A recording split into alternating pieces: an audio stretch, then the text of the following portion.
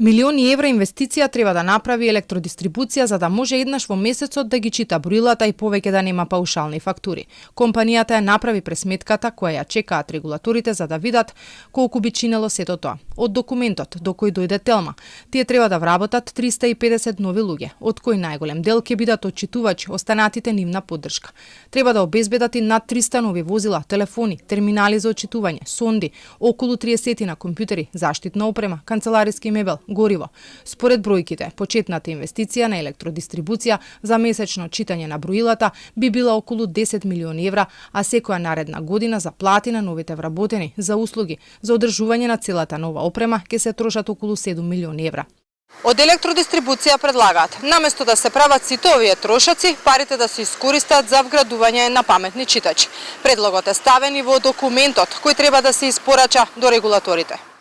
Според нашите проценки се работи за околу 100.000 мерни уреди годишно. На тој начин ќе се имплементира далеку поодржливо решение, кое вистински ќе придонесе за зголемување на опфатот на месечно отчитување и ќе го олесни преминот кон користење на паметни мерни уреди. Во новиот закон за енергетика има период од 7 години, во кој постоечките ќе треба да се заменат со паметни броила, но допрва ќе се преговара на кого ќе падне овој трошок, она што се знае дека одлуката ќе се носи на влада.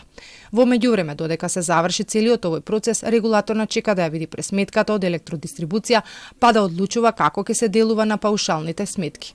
Инаку проблемот со паушалите ескалираше зимава кога доста граѓани се пожалија дека нивните сметки се дуплирани.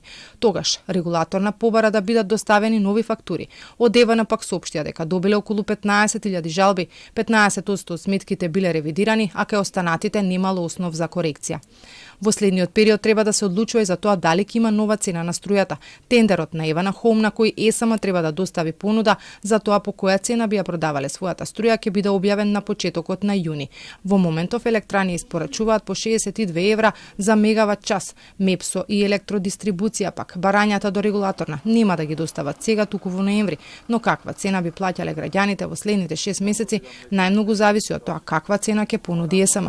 Ако има промена од тие 62 евра, повторно ќе се носи нова цена.